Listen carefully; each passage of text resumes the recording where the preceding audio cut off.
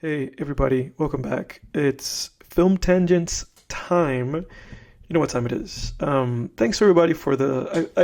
I'm maybe YouTube's fixing something. I don't know. I've had the thought in my head. I was like, I need to start making like YouTube shorts out of our content to appease the algorithm gods. But somehow Jerry Maguire turned out. People turned out for Jerry. Um, Oh, yeah, I did see a little bit of a spike there. Yeah, it hit a little bit. Like it did more of our usual numbers pre YouTube favoring shorts. Because before it felt like before that all of our videos felt like our audience was always like it felt like our audience was organically turning up for them. And then Yeah. somehow or another things have kind of down had a downward turn in terms of views. But I appreciate everybody that turned out for Jerry. Yeah. And I hope you guys turned out for the rest of the season because we're wrapping up this season. As a little update for the listener, right up front, I think we have like what a couple more episodes, right, Jake? Like this one and then the next one. This one, and then next week we'll be doing our Thanksgiving special, which Mm. I'll announce what that is at the end of this podcast. And that's going to Yes. be the season 3 finale. Yeah, Can you everybody. believe it, Yeah, man? right. Can you believe We've it? been at We it. were, almost almost a year ago, we were watching Home Alone, talking about the Jake Paul Mike Tyson Oh fight. yeah, I forgot about that. Yeah, How things but change. But that being yeah. said, thank you, everybody, for the support. Thank you for the support this year. Thank you for all our new subscribers. I'm drinking my drink of choice as always. Long drink. Long Nice. drink sponsor us, please. And I got a um, Jaeger you here. have a Jaeger. Yeah. I'm visiting my parents right now, so I just grabbed what was in their fridge. This is what I grabbed. Between that or Modelo, but this has looked like it had more beer in it, so I Yeah. chose this. And Yeah. I'm doing like a 2 week calorie cut before Thanksgiving. I'm trying to Before before you before you go all out and yeah, do for that two sure. week calorie intake. Yeah. Yeah, because I've been on maintenance and just lifting and all that lately, and I've been doing pretty good. And then I just wanted to cut some more fat before Thanksgiving, so I figured I'll do a mini cut. They some I guess some some experts recommend doing a little mini cut, in the middle of your bulk, or in this case, maintenance. I can't do another bulk, not until I don't want to gain Yeah. I don't want to gain pounds, man. I don't want to do it. Yeah. Well, it's interesting because on the topic of beer, I have a message here that I like meant to like send you. Because sometimes I collect internet rarities. Like if I just happen to be on my phone and somebody like says something or like a comment section of something, I'll like screenshot it. And as you know, I'll send it to you at some point. Sometimes I do that and forget. And then I'll just go through my own like photos and stuff and be like, I forgot to like send that. One of them was like a message, just a random like comment on YouTube. I think the video I was watching had something to do with the taste of beer. That was like the Ah, the idea of the video, and it was talking about like beer as an acquired taste. Because obviously, because there's a lot of people that have like issues with beer. People don't like drinking beer. There's people who like drinking wine, and they don't like drinking beer. There's people who just don't like drinking beer. Period. In as like an alcoholic beverage. I like drinking beer, but I do prefer like these kind of like citrus ciders. I prefer those to beer generally, but I do like my beer. I'm an Um, IPA guy. I like IPAs. yeah, I do like regular beer too, though. But yeah. It has this kick on it. Every now and then you drink a beer and you're like, yes. yeah, I like Um, whiskey as well. Whiskey. That's my strong drink of choice yeah. is You whiskey. know mine. I'm Mine's not much of from a wine guy anymore. yeah. I kind of had a wine phase like back in 2021. I'd drink boxed wine. Yeah. I really started doing when I started working in Oh, wine's sales. good I for you. just Dude, when I started working in sales a few years back, I was like, I was always making sure I was stocked up on boxed wine. I was just like, I need this right Yeah, now. I need this available yeah, after a day of dialing for dollars. yeah. Well, for God. me, for me that was like my Modelo phase, like when I was like really into like Modelo Especial. Oh, yeah. You know, I think like in the mid like in like 2021, 2022, I think 2022, I think that's when I was like drinking Modelo's more. And that was like also spurred upon by my previous line of work, which I won't mention. But that, it was just like try just with dealing with the stresses of the day. Like, let me Yeah. drink one of these Modelo's and relax. Yeah. Um, Yep. Yeah, dude. but Now I don't need to worry about that. My awesome current job, man. Low stress, yeah, good. beautiful company. Yeah, It's nice, man. I good. can't complain. Good. But the message, the text that I had, or like the comment that I had, was somebody saying, in regards to this video, eloquently breaking down, like, oh, this is how beer works, and you can have like malt liquor, or like, this and that, and the different types, and like different types of beers, and you have to acquire the taste and taste these other ones to know the differences, because if you don't know, if you just drink beer, you're like, just beer drinks taste like this, but if you drink it more and then you drink different types, you get the differences, and maybe you will have a preference. But the number one comment was somebody saying, you don't acquire a taste for beer. They said, your life just gets as shitty as the beer tastes.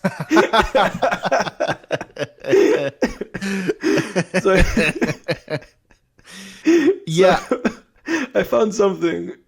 I found something about that like true to the experience. Well, I will say this. I what I'll say to that is this. When I was in like college, for instance, I remember at one point when I was I've talked about it on the show before, but like beginning of junior year of college, I had a bit of a mental breakdown with OCD symptoms getting out of hand. Yeah, breakthrough. Breakthrough. Yeah. And that lasted, I think, what did it last? Like a week, but it felt like a freaking month, dude.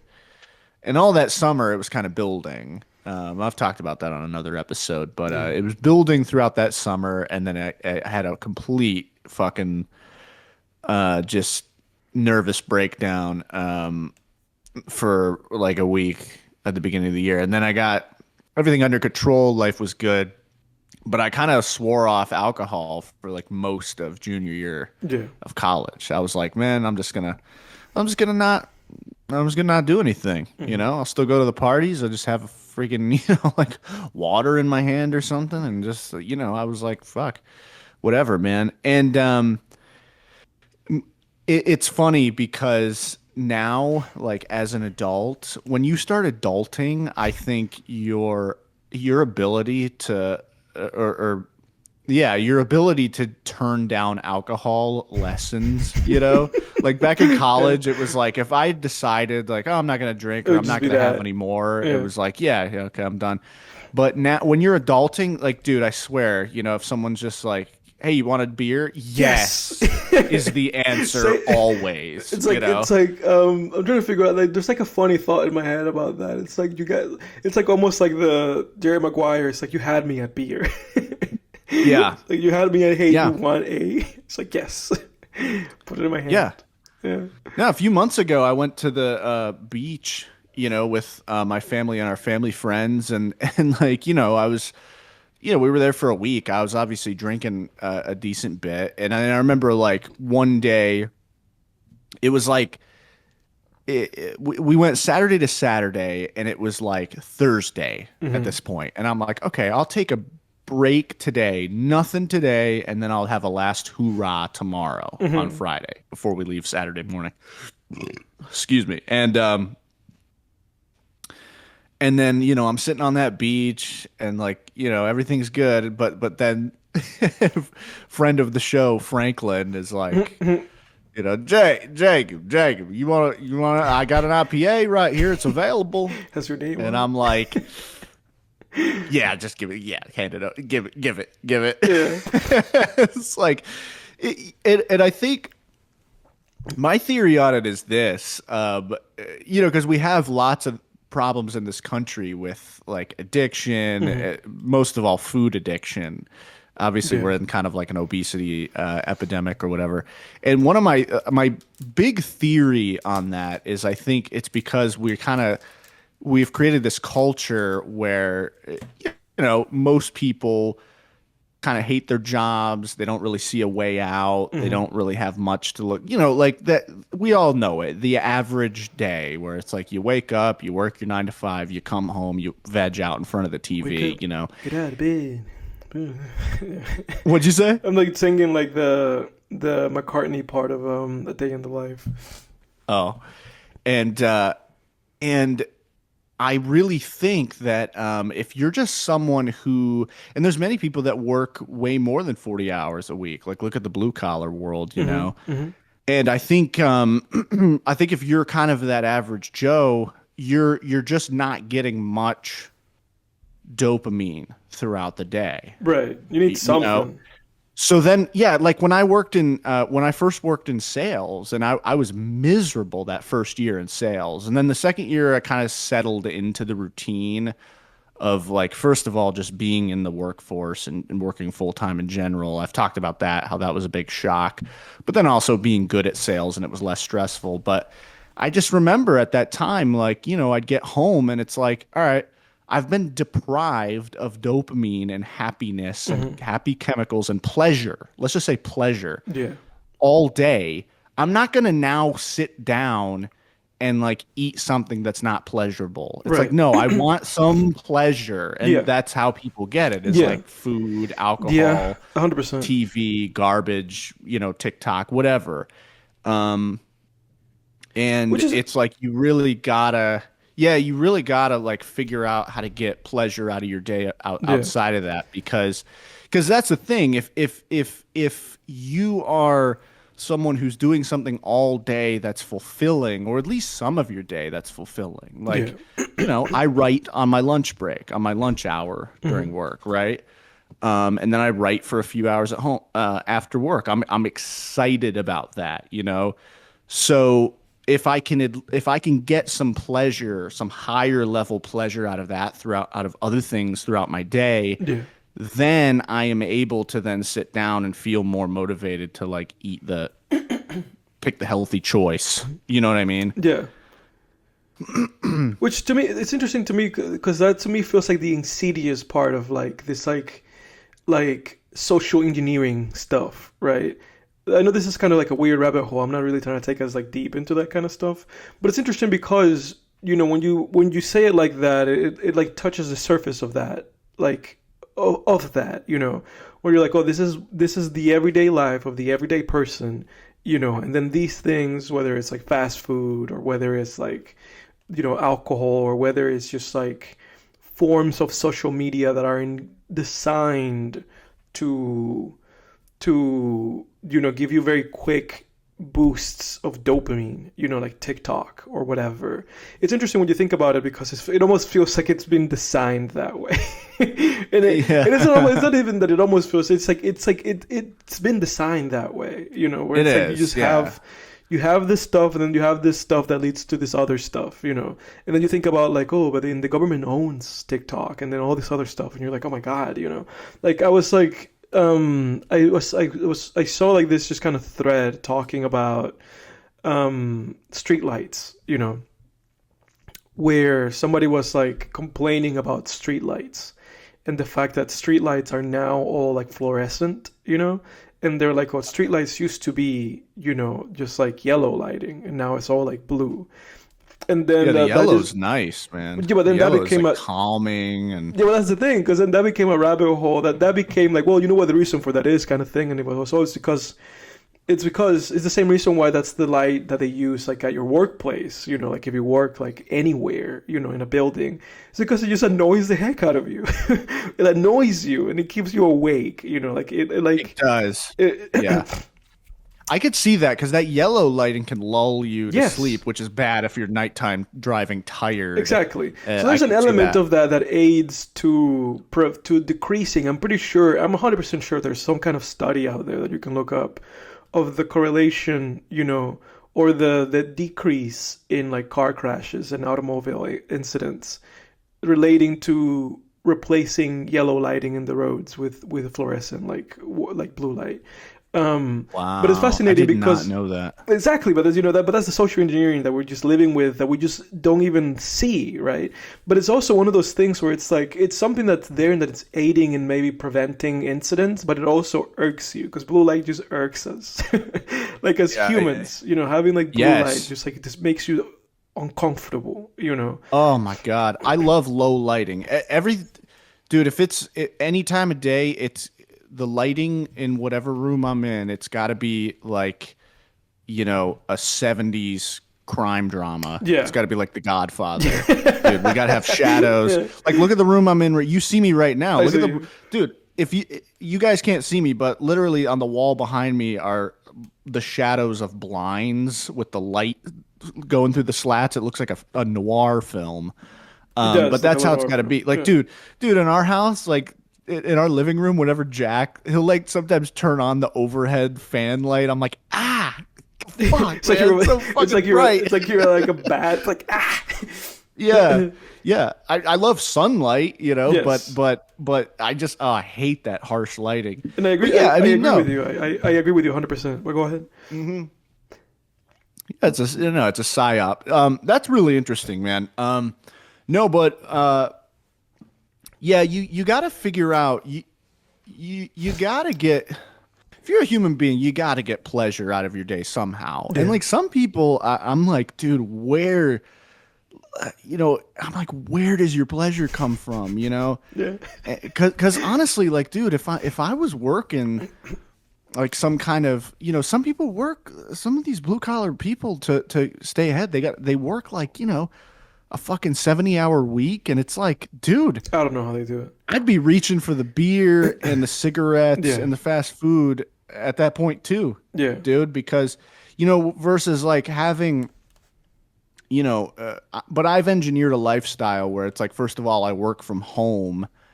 I work salaries, so I kind of make my own hours, and it's like, you know, again, I write and I have these creative projects that I look forward to throughout my day. So it's like, that you got to pick your poison, you got to pick your addiction. Like my addiction is writing, so that it's not beer and cigarettes. Yeah, for sure. And cheeseburgers, you know. Yeah.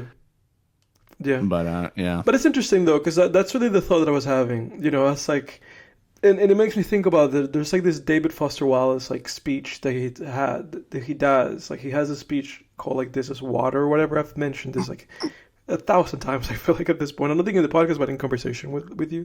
Yeah. And it's interesting, you know, when you think about that, because that's one of those things of it's like, this is the society, this is the context, this is the thing. But oftentimes we're very unaware of our surroundings, you know, or of the things that are like getting us in different positions or in different situations, you know, like the source of our anguish. To put it like that. It's very fascinating. Very, very fascinating. But interestingly enough, I feel like this is an interesting train of thought, right? To go into the movie of the week, which is what we're going to do now, which is, for this movie, Fear and Loathing in Las Vegas. It's a Johnny Depp, Benicio del Toro, Terry Gilliam film.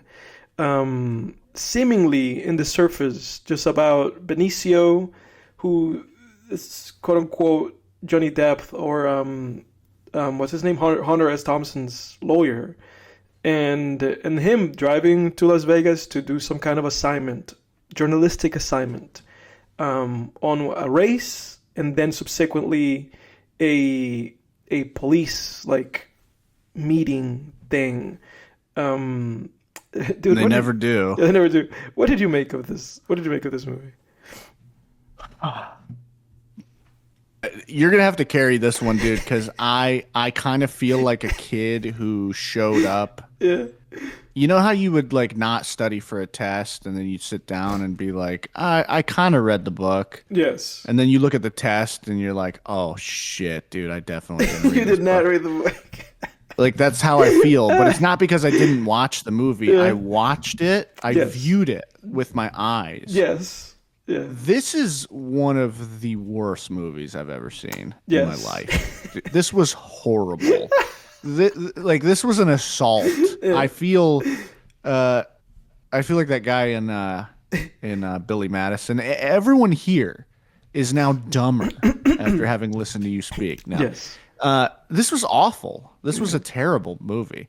In like halfway through, maybe not even halfway through, I was like, dude, I kept like getting on my phone, getting up, taking a piss You just without have to take. You pausing have to it. take breaks. Yeah. And I'm like, I was like, holy shit, this movie is one of the rare films where it makes the same difference whether you've watched it or or not not. watched it. Viewing this movie, having seen this movie and not having seen this movie, I'm convinced are the same thing. It's the same. It's the same thing. Yeah. It's the same thing. Because, I mean, I've never watched something more uninteresting in my life. Just sitting here, it was like watching paint dry. I literally physically could not stay off my phone or doing other things, dude. I couldn't do it. It's like telling someone, sit down and watch the grass grow for 2 hours. It's like, you can't. You're going to find something else to do besides that. This was terrible. And kind of like the Asteroid City, it's like, I have nothing. This doesn't merit a reply. It merits not a review. Yeah. Edward. It's just better skipped. It's just like, let's just get through this part. Well, I mean, I hated Johnny Depp. I guess I'll say that. I hated Johnny Depp. Yeah, why?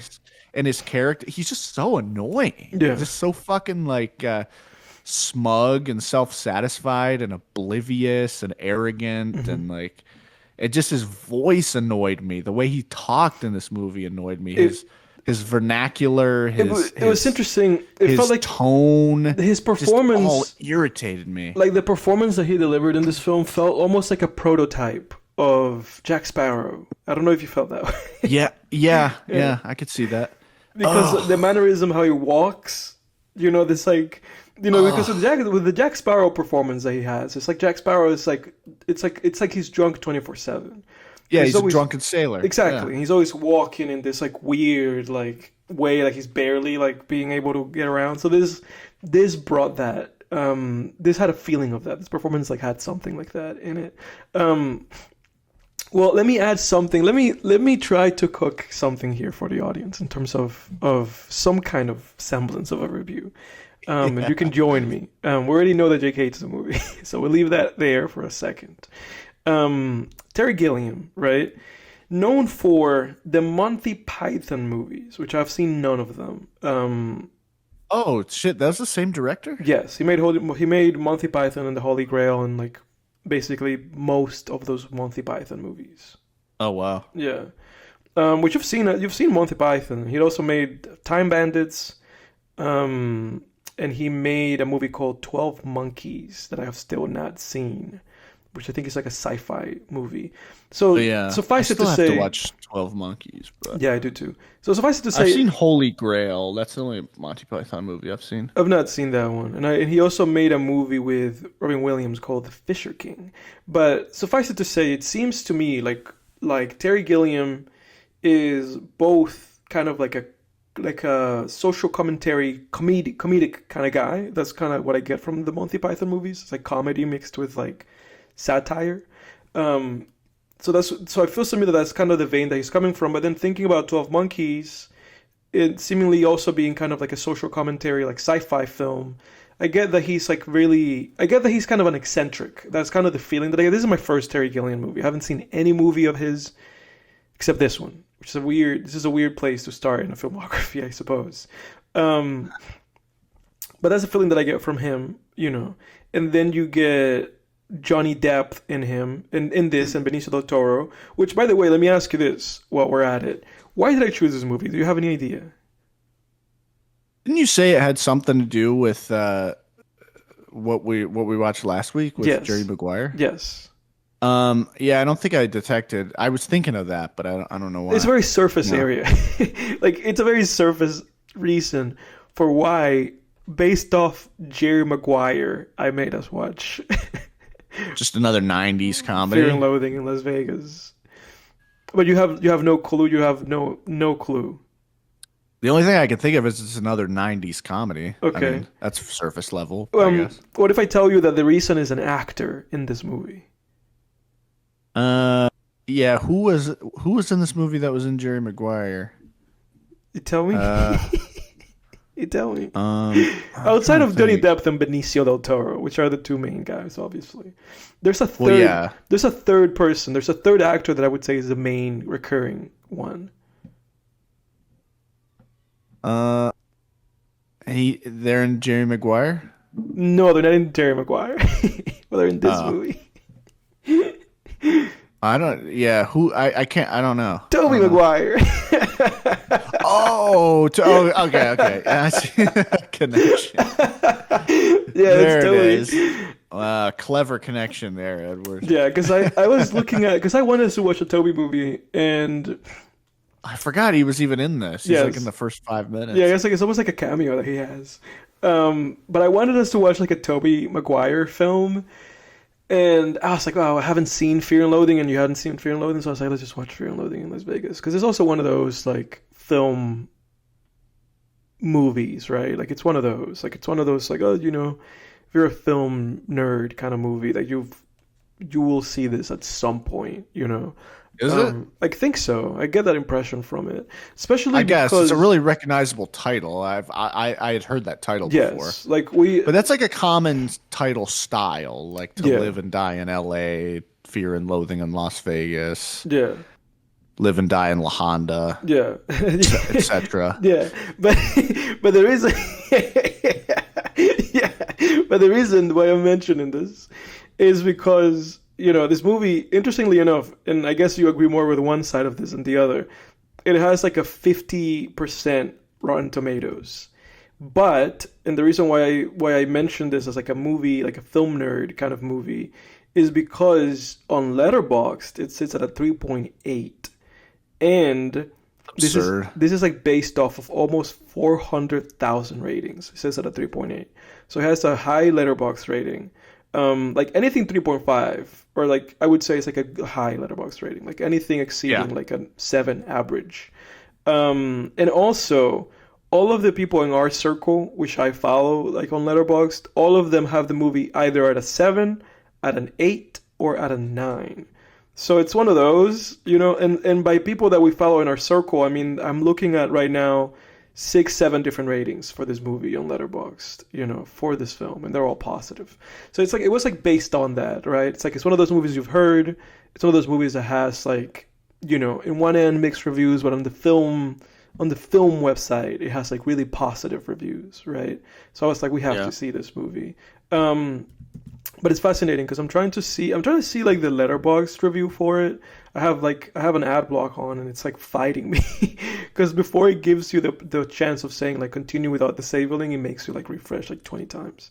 But this is the review for it. It says visually creative but also aimless, repetitive, and devoid of character development. That's like the critic consensus. Yeah. But it sits at an 89% with the audience, interestingly enough. And that said, visually interesting. Yes. Yeah, I mean, I would even think that I honestly think that was even a stretch. I mean, I didn't find it that visually interesting. I felt there were some things in it that I was like, all right, that's kind of cool, but Yeah. it just no, Yeah. not really, But not to me. but I guess I'm gonna make I'm gonna try to break this down a little bit. For some reason, this is written by 4 different people. It's written by Terry Gilliam and then 3 other guys. I don't know why it's written by 4 different. It feels like this could have been written just by Terry Gilliam. But there's 3 other guys here that have writing credit for this for whatever reason. One of them being Alex Cox, interestingly enough, the guy who made Repo Man. But it's interesting looking at this movie, right? Because it feels like this movie is in the vein of a movie like The Big Lebowski. Would you agree with that? Yeah, kind of. I mean, I think Big Lebowski is fantastic, though. Yeah. So this, But in the same vein, I guess. yeah. kind of. Because that's the feeling that I had. I More feel like raising. It felt more like raising Arizona to me. well, maybe, but that's kind of the feeling that I had. That it was like, I feel like it was like that, or I feel like it was like another movie that we watched on the show, The Long Goodbye. The Altman movie, and it also felt like maybe a little bit like Inherent Vice, the PTA movie, meaning that there is an aimlessness in all of those films, right? There's like no, if you and we use The Big Lebowski as kind of like the throughway for this, but there's like no clear plot direction. You're just kind of watching a film. And again, this is true of Inherent Vice, which is why I've like now recommended Inherent Vice, because to me it's like one of those. It's like it's one of those movies where you can start watching it and being like, why the hell am I watching this? And you can just turn it off. It's like you need to go into it with a very specific mindset. And this movie kind of felt like in that vein of just having a main character that is just constantly, under the influence of something, and that in and of itself is like guiding the narrative of the film. But it's interesting because when you look at The Big Lebowski, which I think is the most successful version of this, by the Coen brothers, because I would say that not that Inherent Vice isn't, or The Long Goodbye, but I feel like the Inherent Vice and Long Goodbye are like a little bit closer to this than The Big Lebowski is to this. Meaning that Inherent Vice and The Big Lebowski definitely has direction. Exactly, because the Inherent Vice and The Long Goodbye feel more directionless and more kind of aimless and just kind of more like you're just watching characters do something, and then the movie just kind of ends. But The Big Lebowski, is able to manage the aimless protagonist under the influence with there is an overarching plot that is just unraveling, and he's just kind of stumbling his way through it. Whereas this movie doesn't have that, and I feel like that's really the biggest issue to pick apart, right? Because you have the protagonist, you have the bumbling, like doesn't know what they're doing protagonist, but I guess the issue with Fear and Loathing is that you end up with like the plot there's nothing, right? Like the main issue is that there's nothing. Like that they're going somewhere for some reason, but even that gets abandoned. Like even when there is like a moment of lucidity, right? And you're like, oh, Johnny Depp is at the race that he's here to cover. He doesn't really cover the race, It's like all smoke, and then it's like, oh, F the race, I'm gonna go drink again.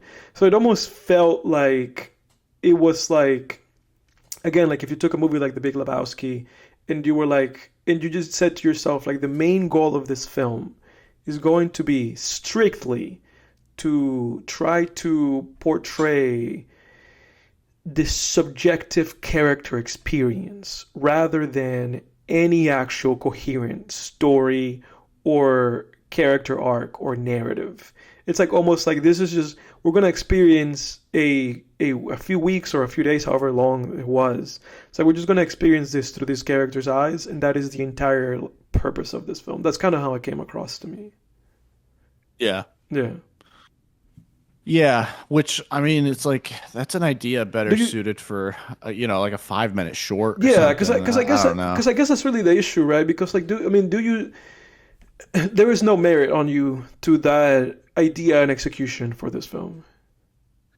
No, I mean, I think that like I have a really liberal view, and when I say liberal, I mean just very out of the box kind of view on storytelling, where it's like I think you can. I mean, obviously, it's your human right, first of all, to tell whatever story you want, but I really think a story can be anything. Yeah, I agree with I just that. I think for me personally, there's certain story ideas that I hear, and I'm like, it doesn't really sound interesting, right? And then there's things like this where I'm like, you could tell a story about that, but I might advise you not to, like, I don't know. It's just kind of like, it's like, as just your lawyer, I advise you not to do that. Right. Yeah. Reference to this movie.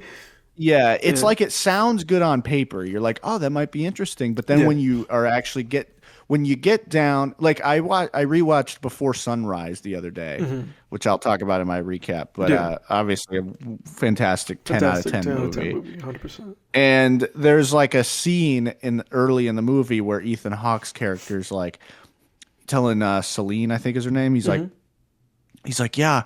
He's like, well, I had this idea for one of those cable access TV shows where you have 365 episodes in each day.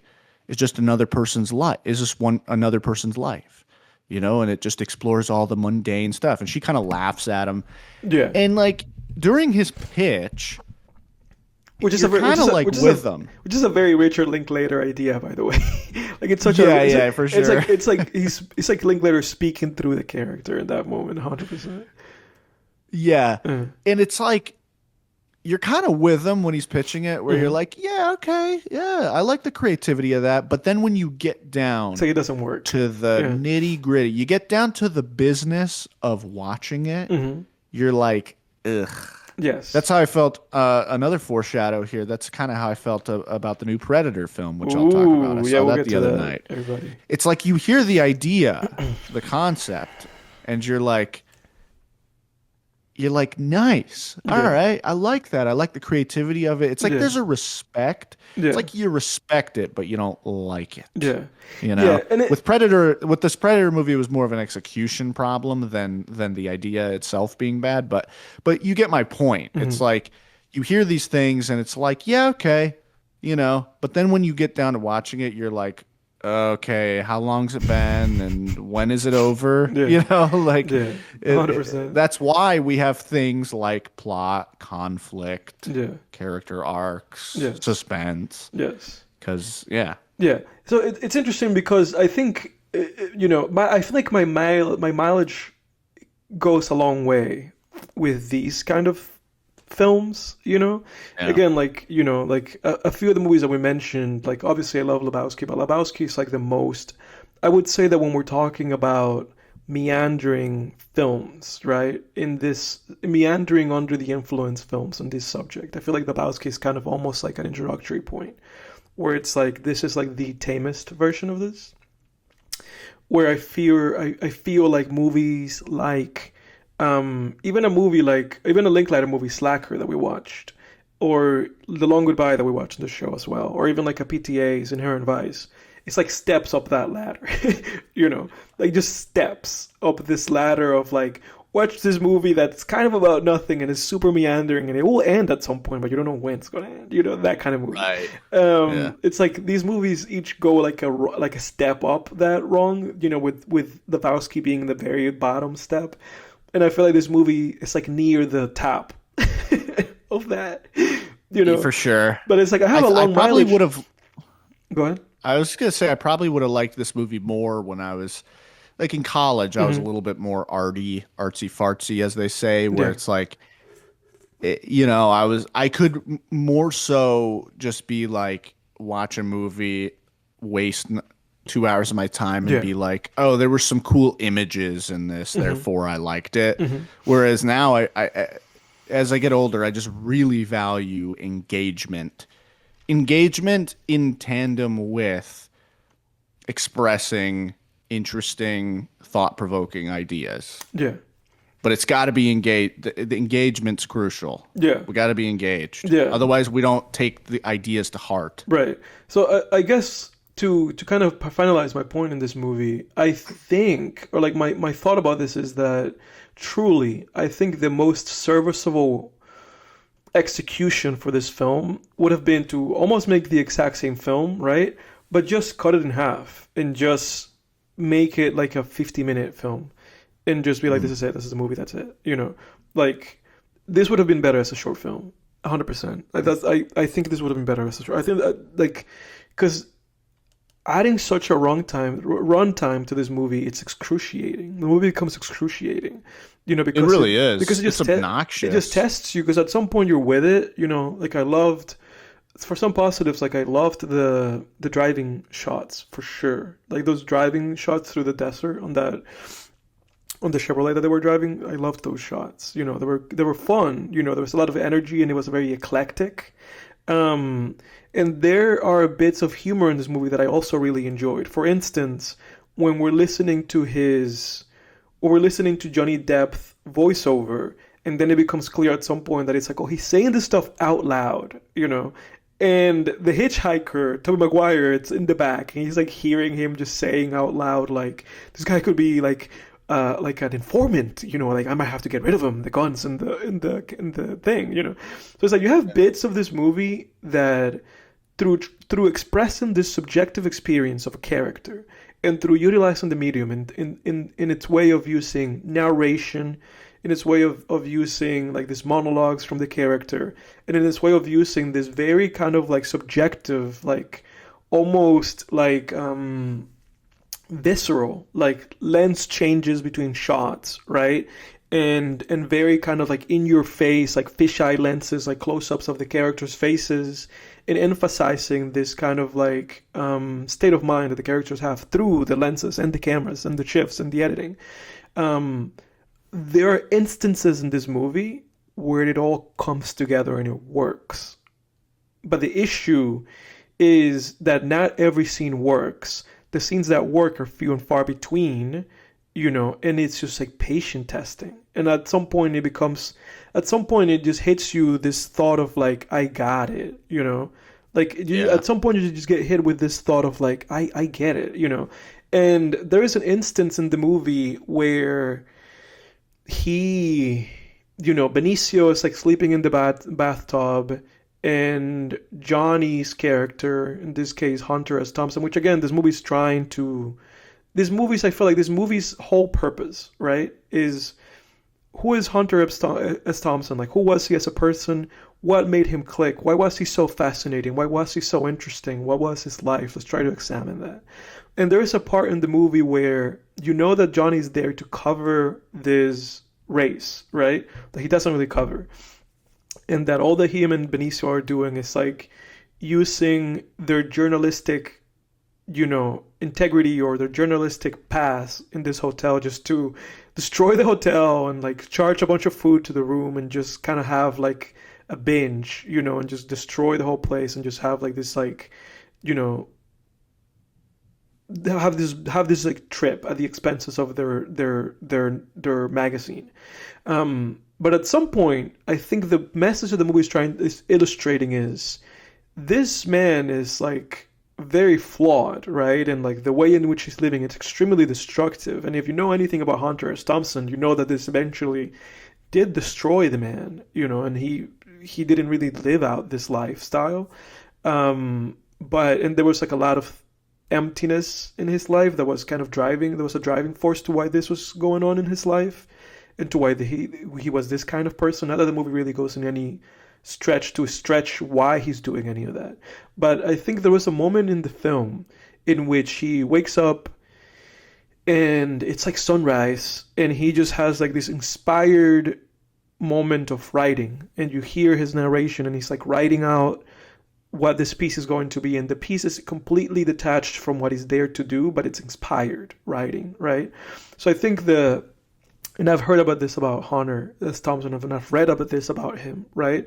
That he's the kind of writer, obviously a pioneer in gonzo journalism. He was the kind of writer who was very much one of those that it's like, the lifestyle that he lived in and of itself was part of the writing process, One was not the void from the other. So it almost felt like this movie was also trying to make that point of like, despite the fact that this is all terrible and this is the life the man is living, this is the way that he exists, and this is why he is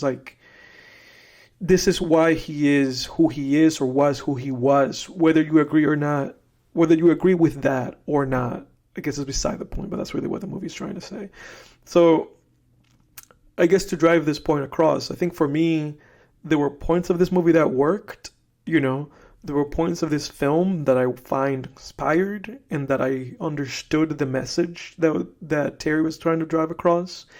But once that happened in the movie, and this instance in the movie is then repeated later in the movie, because it's almost like this movie happens the first 45 minutes and then it happens again for the next like hour after that. It was very clear to me that it's like there's no need for the latter half of this movie. Like, we got everything out of this movie, from the driving, the hotel binges, the circus, and him waking up in the middle of the morning and writing, and then having to escape the hotel, without them being like, hey, you owe us a bunch of money, and you destroy the room, Like, it felt like that was the movie, It felt like that was the movie. And then having him drive back to Vegas and doing it all again for another hour, not only was it excessive, but it's like, it's unwarranted, because then the point that was made after that was the exact same point. So that's my take on this film. You know, some positives, some negatives, some things I appreciated, but overall, like you said, and I agree with you 100%, I think this movie wastes your time. You know, unfortunately, it should have been a short film. Yeah. Yeah. Yeah, it really did become just completely exhausting. I mean, I was kind of exhausted 5 minutes in already, just with the pace of it, the just the endless droning on of Johnny Depp's character, whether through narration or jabbery dialogue with Benicio del Toro's character. Which I kind of liked Benicio. This weird, man, like this weird, just drunk, high Three Stooges, Abbott and Costello kind of dialogue going back and forth. Yeah. The camera's nauseating movements, nauseating, it was nauseating. Spinning and dipping and Dutch tilts and it was a lot. It was sickening. Yeah, no, it was like the movie was like an exercise in just maximalism, and it was too much. It was just way too much. And I agree. It felt like Vampire's Kiss. I felt the same way, but I would say this one was a tiny bit better just because of the filmmaking. Yes. But that's pretty much it. It was the same kind of experience. Like with Vampire's Kiss, I was just like, I can't take this. Yeah. This is so annoying. Yeah. Nicolas Cage is so annoying and such a prick and never shuts up and won't stop doing gross, annoying things. Yes. And like, it's just, this movie felt like almost like watching a Deadpool movie in a way where it was just like, oh my God, like shut the fuck up. Yeah. Like when I watched Deadpool and Wolverine in theaters last year, I mean, at one point Wolverine's just like, shut the fuck up, and is beating up Deadpool, and I'm kind of like, yeah, that's what I want to do too. Like, but I think for me, and I know that you get this. I guess I'm just trying to put this across to the audience. I guess I'm trying to stress in a way like why I think the movie works for some people, like in how far my own experience and my own mileage or my own appreciation for this kind of media took me, which was not very far, and maybe why there's like a little bit of appreciation for this movie. But I would I think the Rotten Tomatoes score and the review for this movie speaks the truth of this film, and I think people who've seen this movie and have it rated positively should reevaluate their ratings, because again, I think this movie is excessive. You know, regardless of any positives that you might find in this movie is excessive, and there's no excuse for that, in my opinion. Yeah, but those are my closing thoughts. Anything else you have on this? Yeah, I don't think so. Okay, what would you rate this? I'd give it a 2 out of 10. The 1 point is just for the some interesting visuals and some, obviously kind of interesting filmmaking, I guess. Some interesting stuff. Whereas like Vampire's Kiss, I gave a 1 out of 10. Like that was I think I did too. I've ever seen. Yeah, I did too. That was terrible. Terrible. But this was like on the level, but it skates by with some interesting filmmaking. Yeah. Like I liked that last shot of Johnny Depp typing in that room, and then it rises, and the room is just like a cube. And it's just darkness all around. I mean, that was cool. Yeah, stuff like that was kind of cool. There's some inspired stuff. And that combined for, I think, a little bit of my higher or mileage for this kind of stuff made it so that I double your rating. So from your 2, I'm at a 4 for this film. Again, I agree with you. I think this is a bad movie, which that's my rating for bad movies. But I just got enough sauce out of it to be like, it's not terrible. And that's kind of where I'm sitting at for it. Yeah, because I don't know. I mean, even like that shot I just mentioned. I mean, I feel like people kind of worship stuff like that. Yes. Like, oh my God, what a cool shot. But that's not enough to carry a whole film. It's 2 hours. No.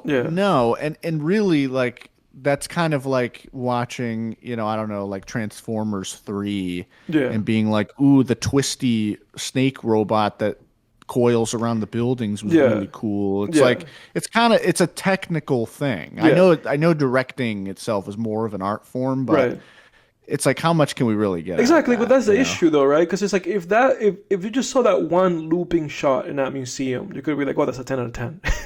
Right. But this movie's 2 hours long, man. I know. And again, it's one of those things where 2 hours. I know, not even 90 minutes. Yeah, no, it's 2 hours, and it's literally it's an hour and 58 minutes. And again, it's one of those things where, like you said, I feel like it's one of those where it's like, if you take me back like 6 years, 7 years, I might have rated this movie like a 6.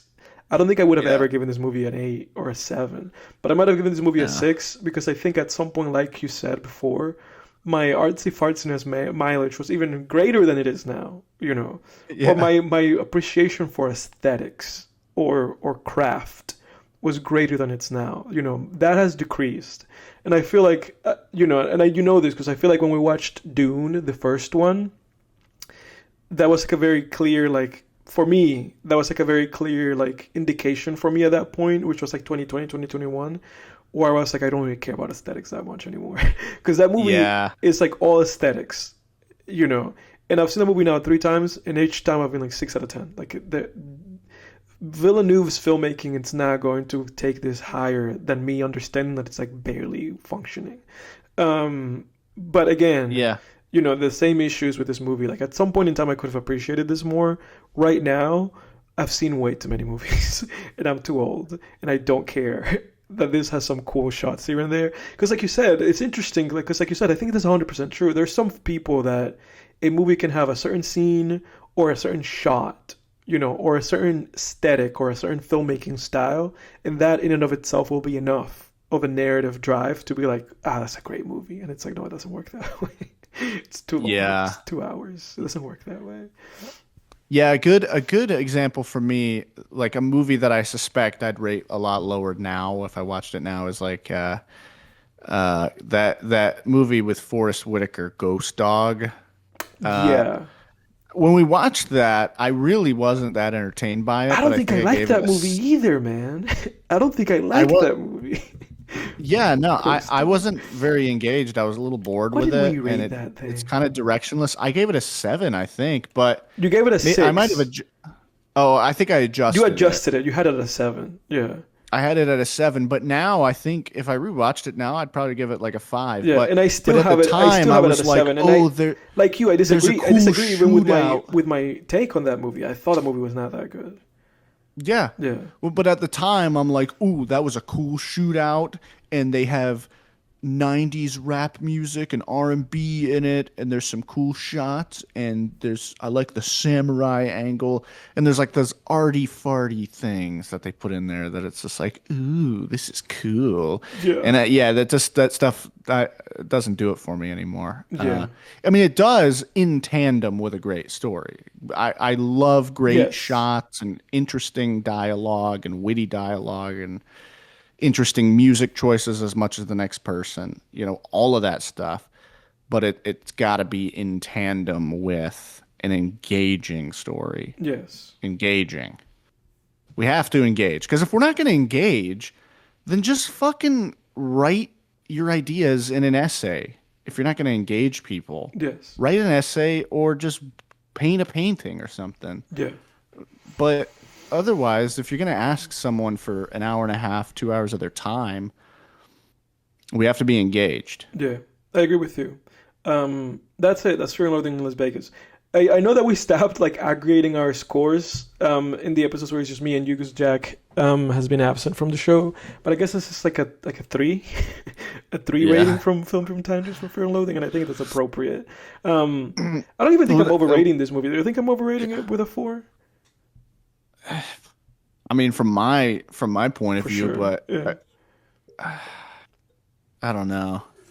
I mean, it just depends on the positives you said, how much how much mileage those give you. It's funny to ask if like a bad rating, giving a movie a 4 out of 10, it's like, you think I'm over? You think I'm overrating the movie? I'm saying it's a bad movie. It's like, it should be worse. Talking about which, moving away from Fear and Loathing in Las Vegas, have you seen the new Vince show? Have you seen Pluribus? No, I haven't checked it out yet. Yeah, it came out. Did you? No, it came out. It came out the first 2 episodes are already out, and I've seen a lot of hype. I've seen a lot of like positive reception about it. Yeah, I'm a little hesitant with it. I'm sure I'll check it out, but it just doesn't. The idea doesn't really interest me, Yeah, right. and I've heard it's like nothing like Breaking Bad and Better Call Saul, which is fine, Yeah, but I've that heard just it's good takes though. away another incentive for me. It just has that weird Black Mirror kind of It style to does. it Yeah, that it seems like it does in the yeah, trailers, which I'm worn out on that. yeah. Like Black Mirror was cool for a little while, and now I'm just kind of like, I eh. never even saw it. Like it's worth checking out, Yeah. but you kind of get the point after a little while. It's like, all right. And I also know that Um, Netflix took out like the one that's like an episode that's like a that you can interact with. They took that they down. took that off. Yes, and now I feel even less compelled to engage with that as a piece of media. Oh yeah, that was dog shit, dude. That Black Mirror Bandersnatch, I think it was called. That was terrible.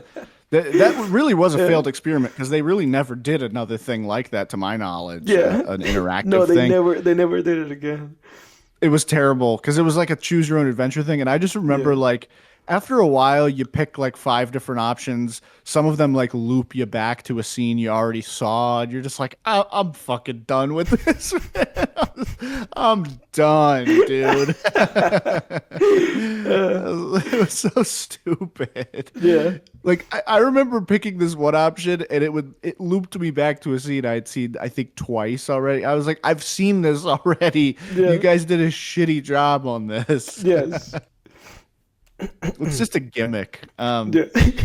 That was terrible. Yeah, Black Mirror, it's one of those shows where it's like it's really hit or miss. It's Yeah. like it depends, like any anthology. It's like it kind of It depends could be on an the episode here episode. and there. Yeah. I mean, there's some 10 out of 10 Black Mirror episodes to Yeah. me. I mean, I think my favorite to this day is probably I never remember if it's Black Christmas or White Christmas. I think it's White Christmas. Yeah. Yeah, it's White Christmas. Black Christmas is the slasher movie. Yes, it is. Great slasher movie. It's You the introduced me to that film. We have an episode about that. If anybody wants to go check it out. I don't know if we uploaded that one, did we? I don't think No, so. I think it is, right? Or is it not? I don't believe so. Oh, in which case I already forget there's no episode of Christmas. Yeah, forget about it. Yeah. Sorry to disappoint you. Yeah. We sucked back then anyway, probably. Yeah, probably. But I doubt it though. and the audio sucked. No, the audio definitely sucked. Whether we sucked is debatable. The audio probably definitely sucked. That's for sure. Yeah. Unfortunately. Yeah. I really have. I mean, dude, Pluribus, like just from the trailer, if there was no Ray Seahorn and Vince Gilligan, Yeah. there'd be absolutely no way I would ever watch it. Like I watched the first episode of that show Severance that everybody goes on and on about, and I know it was just one episode, but Yeah. It wasn't very I good. really. Dude, I was like, what the fuck is Yeah, I but mean, that it's like Black Mirror, Yeah. where it's just like some weird sci-fi shit. Yeah. You're gonna have to Ben wait Stiller. 10 episodes to get any answers. Yeah. But on that's the thing. anything. Like I know that we've made a joke about it, but that's my hesitation with television, and I'm trying to work on that a little bit, especially when it comes to shows like that, because there are shows like that was like if I would say there's been like a show of this year that has been really hyped and it won a bunch of Emmys, it was that show. So I feel like every year when there is like a big hype TV show, I think I will try to make an effort to at least watch the first episode just to put that information, get whatever this thing is into my brain. And then if I don't like it, I I can mean, you don't abandon it. lose anything if you just watch one 45-minute Yes. episode. Yeah, that's kind of like my thought with it. Because that way at least I will be entertaining television as a medium more. Maybe there's something that will catch me. But also I will Right. be more in the zeitgeist of TV a little bit more. So I'm gonna do that. No promises. Sometimes I just say shit. Yeah. And don't do it. But I'm trying to engage with that. But that was your impression of Severance, which is kind of like the big show right now, I would say. The big shit. Well, it's a big show. Yeah. Bow now, bow now. You know, It's a big bad show tonight. anytime a show wins like the show of its category at the Emmys, they should play it out with the big show. Well, it's the big show. Yeah. That should be yeah. the theme song for that every time. Yeah, so I kind of by the way, I think I've said this before, but I saw an AEW show live like 3 years ago, and he Yes. was there as a special Oh, guest. that's so dope. Dude, it's insane, like how huge that guy is. Yeah. Like seeing him in He's up kind of close humongous. like that. Yeah, my buddy and I we What were did you like in say? the What did you say? Say that again. Hugh? Monk? humongous, yeah. Humongous what? Humongous what? Humongous what? This man, believe. Shouts out to anybody who catch that reference. Put it down in the comments. Yeah, yeah. Mm. No, but he did the thing where everybody gets quiet and then he slaps the guy's chest. Iconic. Dude, that shit echoed off that thing reverbed off that fucking stadium. Yeah. But he didn't even use the Big Show name because he wasn't in WWE. It was just like introducing Paul White because that's his Yeah. real name, Paul White. Yeah, he doesn't own the Big Show name. Yeah, but Unfortunately. back to Severance. Yeah. So again, this is all conjecture. I've only seen one episode. I'm not going to levy massive judgments against the show based on one episode. But I will say, my dad and I were kind of talking about it because my dad has seen more of Severance, and my dad's not really that into it. He's like, eh. I trust his My opinion. dad's, yeah, he's just like, I just don't, and I was, and again, the interesting thing about Severance is because we talked about monoculture, and what's interesting about Severance is like people at my workplace are talking about it, where it's like everybody sees it. So it's interesting to have a show where it's like everyone knows it, you know. But I wonder, at least from the first episode, I'll be willing to say this, that we've talked before on this. I've talked before this year about kind of those three major ingredients that I believe and that general writing thought says you should have in your main character, which is sympathy, empathy, and envy. And ingredients, it's more like a reaction you want to elicit from the audience, basically, Yes. or the reader. And I think people really forget about that third one, envy. I think that's a big problem in a lot of stuff nowadays, is they forget that third one. Everyone there, good writers, they're always like, how do you get empathy for this character? That's always their goal, and sympathy. They forget envy. That's the problem. There should always be Because something about that character. Something yeah, that you're like, oh, that's really cool for sure. there's got to be something about them that you look up to, that you aspire to,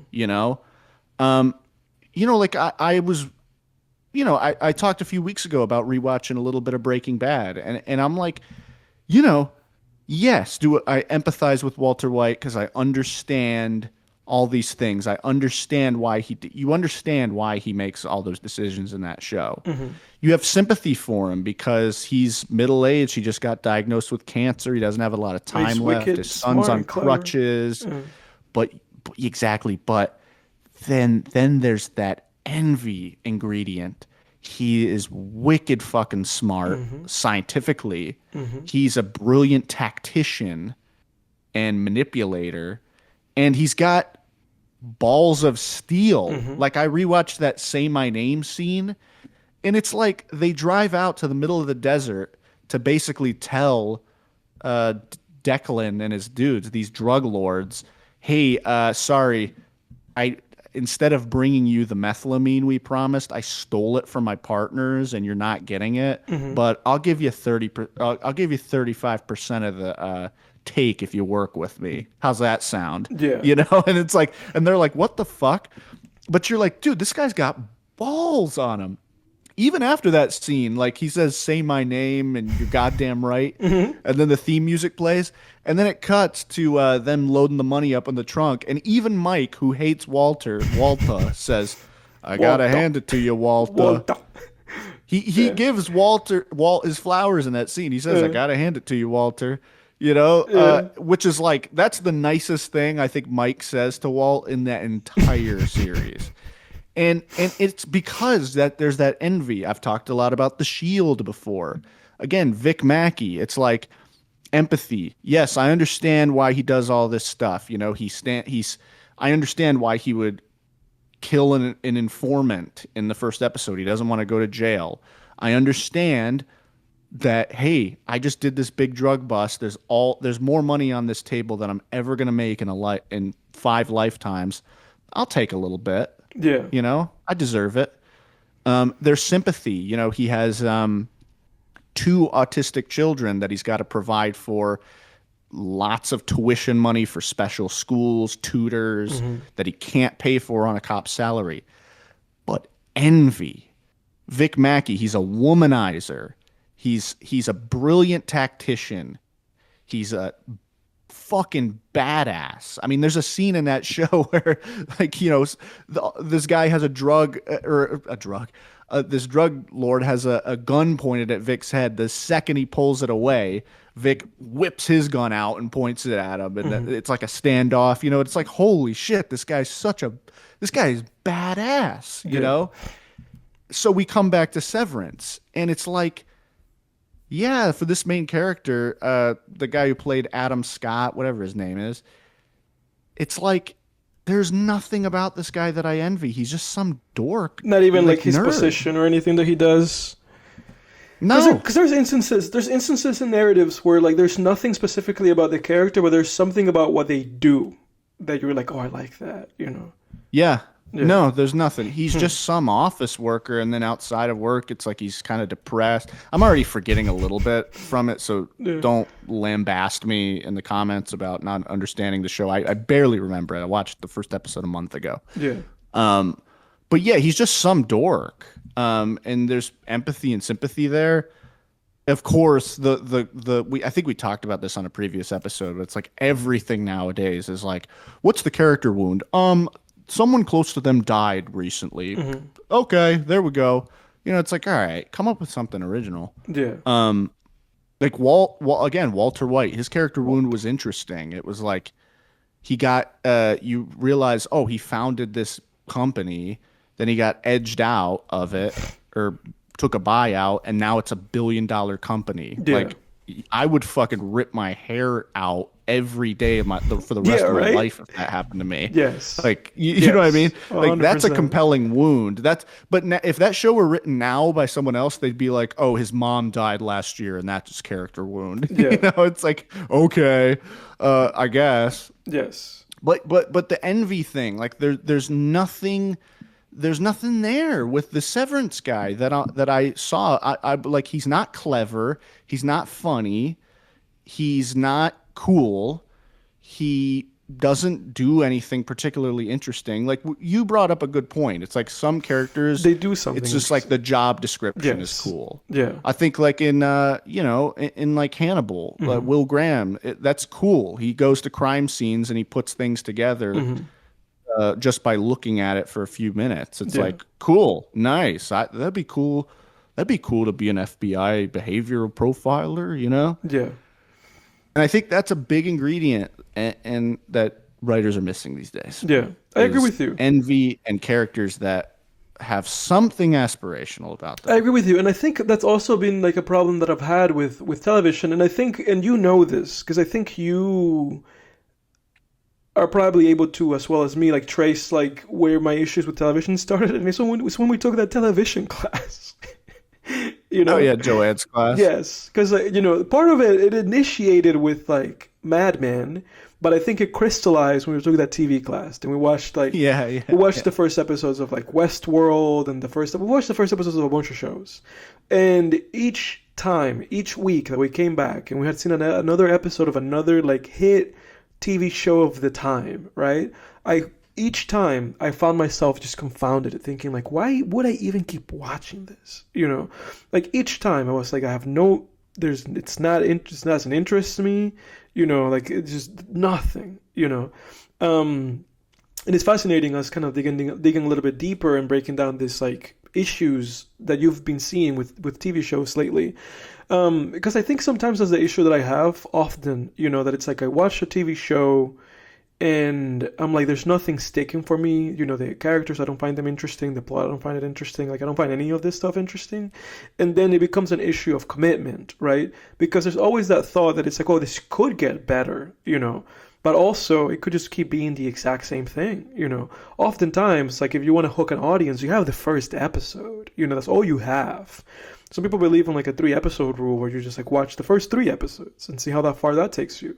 But it's like, man, 1 episode, especially for like hour-long TV, I believe in 3 episodes when you're talking about like short-form television, sitcoms, stuff like what's the name of that? How I Met Your Mother. Or Yes, something. exactly. Like with how something like How I Met Your Mother, where the first episode is 20 minutes long. Sure, watch 3, 4 episodes and just let it sink in a little bit.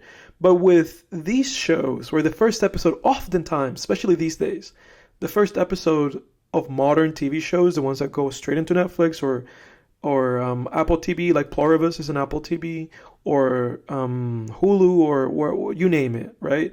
Oftentimes, the first episodes of these shows are like an hour and a half. Yeah. It's not even the first episode is not even an hour. Every episode subsequently after that will be an hour or 45 minutes. Oftentimes, like the pilot is like an hour 15 minutes. So it's like, dude, if you had that long, if you had 4 episodes of How I Met Your Mother or 8 episodes of a show like a regular show where the episodes are 11 minutes long, you've had plenty of time to hook me. I'm not gonna watch one more episode. Yeah, fair enough. I'm man. not gonna do it. Yeah, fair enough. So that's my issue, because but if you watch a movie, and most films, especially these days, because of attention spans, are an hour and a half. By the end of the movie, it's over. It's like I consumed the media. I got the entire information. There's no 10 more episodes that are the same length of this one, if not just a little bit shorter. There's now multiple seasons to drag this shit out. Yeah. Yeah. You know what I am excited for also on Apple TV is I think it's next week they're coming out with a new season of Prehistoric Planet. Yeah, this one's gonna cover the Ice Age though, so they're moving away from dinosaurs. Because did you see any of the trailers or commercials for the Prehistoric Planet thing they did the past couple of years? No. It was like it was like a new sort of Walking with Dinosaurs kind of thing, but updated for the modern age, and Apple did it, so of course it looks fantastic. Just like nerd stuff, dude. Oh yeah, I ain't no 100%. Yeah, no, David Attenborough narrated, of course. That's the sell point. Yeah. But they did a great job, man. I mean, the dinosaurs looked incredible, and it was some really good stuff. And you learn a lot when you're watching it too. You learn about kind of the updated science of dinosaurs. But the new season they're doing an Ice Age thing, so I think that sounds cool. exciting. But to add a little bit more salt into this before we move from the subject, and to go back to Pluribus, the first episode of Pluribus is an hour long, and like I said to you, it released in conjunction with the second episode. So this basically, in my head, I think about it as Vince saying like watch both at the same time. If you're gonna release both episodes as the premiere of the show, the second episode is an hour and 3 minutes, so that's 2 hours. If you watch both episodes, it's 2 hours of your time. So to me, if I watch like both first and second, which is what I will do, I will watch this TV show, or at least the first 2 episodes. If I watch the first 2 episodes and there is nothing within that compels me to keep watching it, it's over. It's over. That's enough. That's enough time for that. But talking about things being over in enough time, unless you have anything to add, let's go into our recaps. Oh yeah, we're already there. You want to go first? No, you go ahead, because my end of it will be very short. Okay, all right. So as far as movies, like I said, I rewatched Before Sunrise. My girl hasn't seen those, So you introduced her to one of the goats, man. yeah, man. So One now, of the goats. hopefully, hopefully we'll watch that trilogy, because that is dude, that's a movie series where it's like, that trilogy is quite an experience. Just the way that each of those take place, like 9 years or 8 years after the last one. And each one just leaves you on a fucking cliffhanger, man. Like, each one, including the last one. They'll probably never get another one, but yeah. Yeah. No, I think yeah, that trilogy was perfect. You know what? I did think of this though. I think if they did a fourth one, it would be interesting to explore one of them dying, like That would be death. I think interesting. that's the logical next step Which to which explore I in that. think it would have to then be like I think we needed like 10 more years. I think we need Ethan and Ethan Hawke and Julie Delphi to get a little older, which is interesting Yeah. because I think Yeah. I think Ethan because I think they asked Ethan about it recently, Ethan Hawke, and he said something along the lines of like that he felt like it was finished, and Uh-huh. that if they did make another one, it wouldn't be a before movie, but like a after something, like after this instead of before this, Mhm. which would be interesting to explore, like an after movie, specifically after one of them passed, and then it's like the one left, you know? Yeah. Yeah, Because that's all that's left to explore, yeah, really. yeah, What else is 100%. left? No, They 100%. explored the failing marriage, which is that's how it generally ends. Yeah, which is interesting because I think we've had this conversation before because I look at that film as not that. Like I don't think about the ending of that movie as like a failure on their behalf. Like I look at it in a different way, but that's I guess a matter of viewer. Yeah. No, we talked about that. I think we did like a Valentine's Day special a year and a half ago where we talked about it. Really, I thought we talked about it just like you and me in person, not like over the podcast. Oh, I don't know. I'm sure we have, but no, I have a nuanced view of that last movie. I don't think it's just as simple as like, oh, this is about their marriage failing. Yeah. It just kind of about like what the sort of rough patches might look like in a Yes, marriage a hundred that percent. Yeah. could that may or may not. It's kind of a fork in the road where it's Yes. like problems such as this may or may not lead to the end of the whole thing. Yes, Like, 100%. That and is this is like exactly how I look at it too.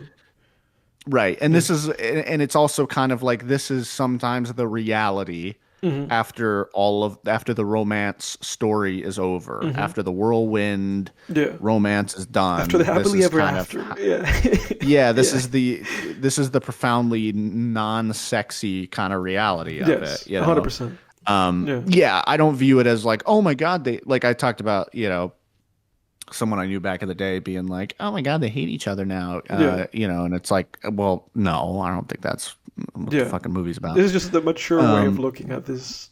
At what Yeah. at what these first two movies are just kind of very kind of mystifying romanticism, and this is kind of like Right. demystifying that for sure.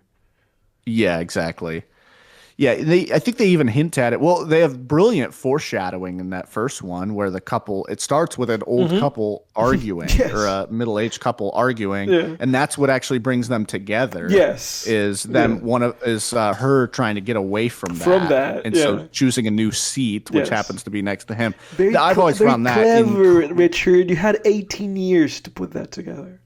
dude, that honestly is brilliant. Yeah. I thought that was incredibly brilliant. Yeah, no, Richard Linklater. He's one of the he's one of the he's one of them. He's one of the best ones. Yeah. Yeah. No, but yeah, the trilogy is incredible because they each just end on this crazy cliffhanger. I mean, that first one, you're just like, are they gonna meet again? Are they ever gonna see each other again? And there's kind of you could have just had the first one and Yeah. just ended it Could you there, imagine too, living with in a just world that where you're question. like a lover of those films, and then you had to wait 9 years, Oh my and then you God. had to wait 9 years again for the next I one? Can know. you imagine watching Before Sunset and being like, God, I have to wait 9 years? But you wouldn't have I know. known. In your head, you're like, I guess one's never coming out because at some point after a few years have passed, you're like, this is over. Kinda. Yeah. Yeah. No, I know. Yeah. Versus we were able to just watch Yeah, we were them just in watching. succession. Yeah. Yeah. But yeah, fantastic dialogue in that movie is just so captivating too. Yeah. I'm struck each time I watch that first one how cynical Ethan Hawke's character is. Like his character kind of annoys me a little bit at times. I'm not saying I don't like his character, but his character gets really annoying at certain points with Yeah. how I think that I really think the problem of what's his name in the movie, Ethan Hawke's character? What Jesse. the hell is it? Jesse, that's right. I think Jesse's problem is you really see the seeds planted in that first movie. That guy just thought himself into a depression. Yes. Like that guy just thinks too much, Yes. man. You know? Like they have that palm reader, and he's just like bollocks, and it's like, all right, fair enough. Yeah. But then that guy writes a poem for them on the street, Oh, and he he's already had a just like, Pee-wee that end. guy probably already wrote that, right? I mean, yeah. Yeah. He's just such a cynic, and you're just like, God, man. Yeah. And you really see the fruits of that, or the rotten fruits of that, I guess, in the third movie, where it's Yes. just like, oh my God, dude, like you're just depressed as fuck. And she Yeah. calls him out on it in that third one when she says, like, if when you look at the girls fighting and you see something bad, Yeah. I think that Negative. means you're depressed, Yes. you Yeah. know? Yeah. And he's like, well, maybe I am depressed. And it's like, yeah, dude, you are, but Yeah. because of your cynical way of thinking for the past 18 years. Like, Yes. Yes. um, yeah. But yeah, always just an immense Treat. pleasure to revisit those Yeah. movies. Yeah. Yeah, I mean, man. Um, and then oh boy. All right. I went to the movies Oh, the that's other right. The night. movie that you watch in theaters.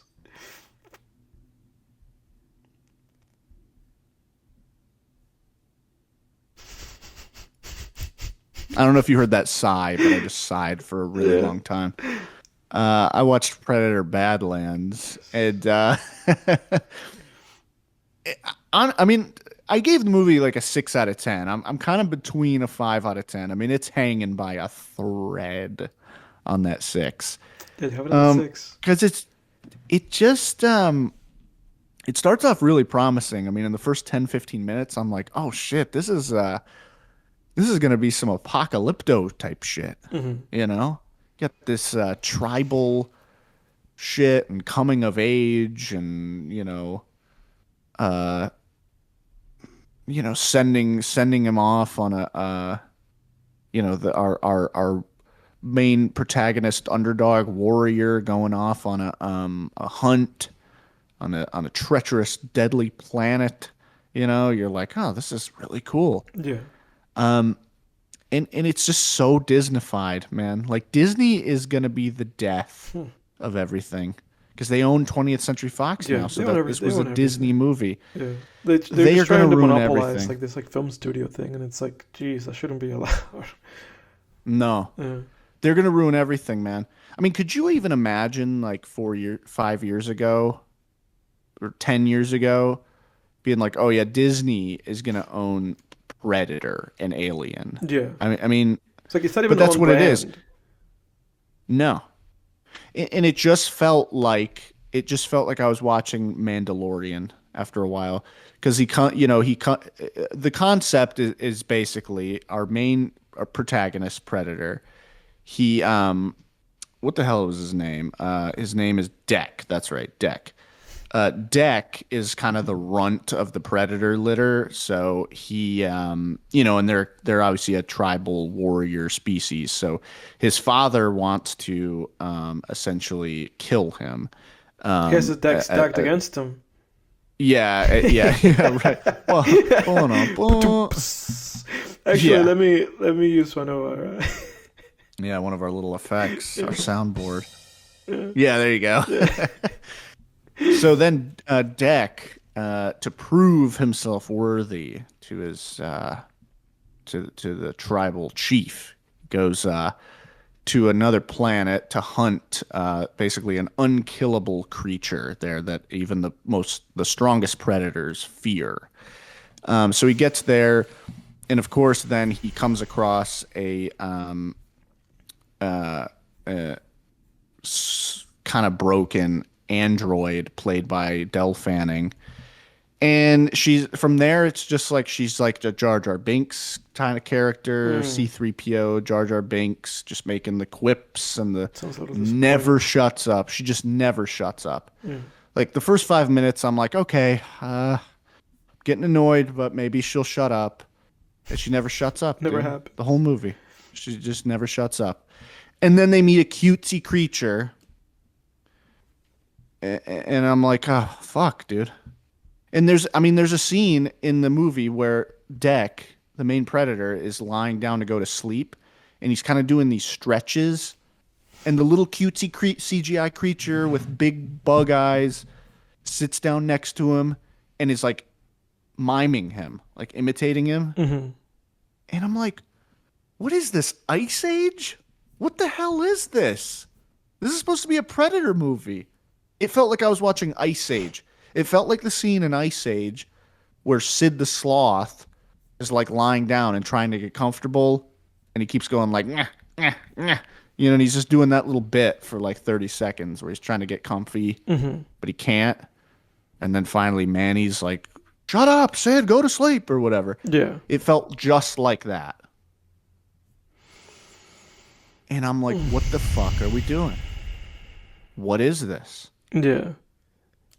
But the answer is it's Disney. That's the answer.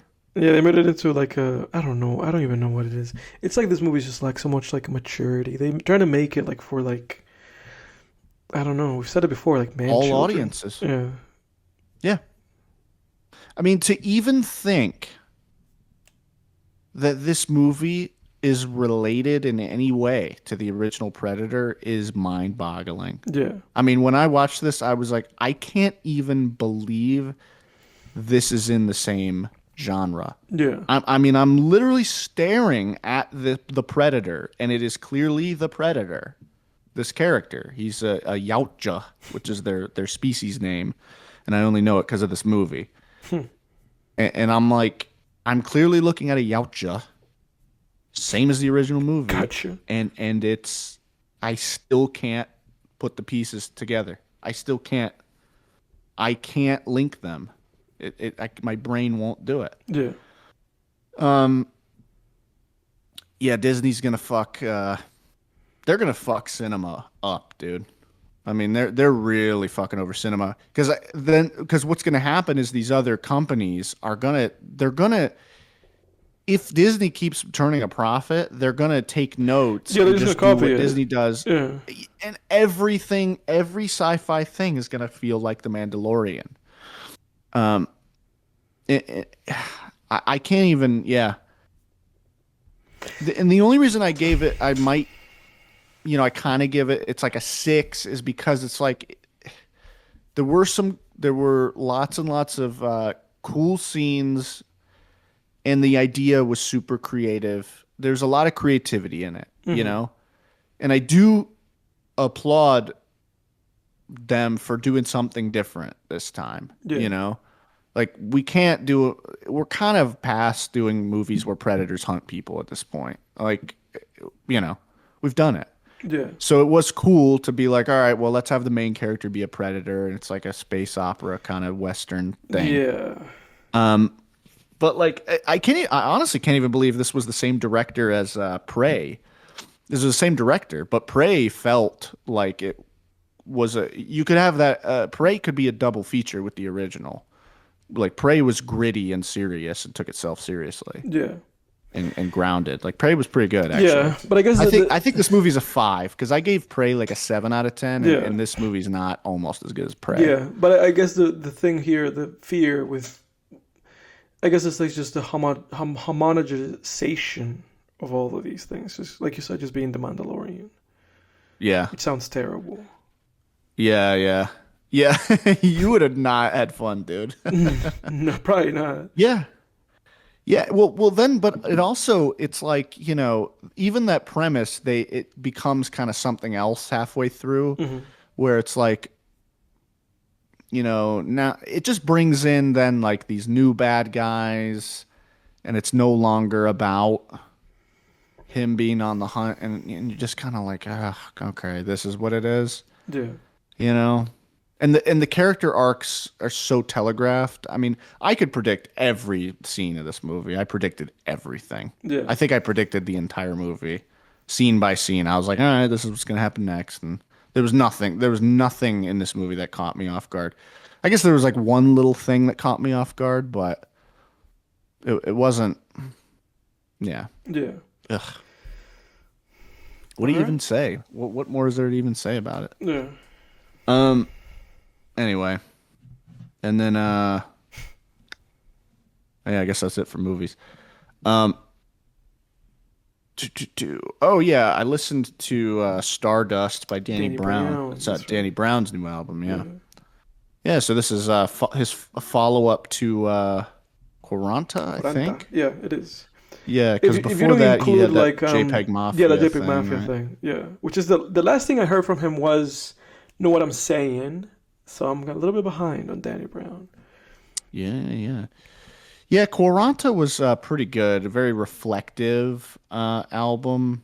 Um, it almost doesn't even sound like him because he's not doing his Danny Brown voice, Yeah, his kind of lyrical young thug voice. yeah, I always say like Danny Brown's like a lyrical young thug. yeah. It's like he just has that voice crack, you know, like Mm, um yeah, Quaranta was like decent, kind of forgettable though. Like I don't really go back and listen to any of those songs, yeah, but yeah, it's like kind of like some interesting chill hop boom bap kind of production and very minimalist album. Um, and then this one is a completely new direction. Stardust is essentially a like an electronic hip hop album, kind of death grippy a little bit, okay, but a little bit more.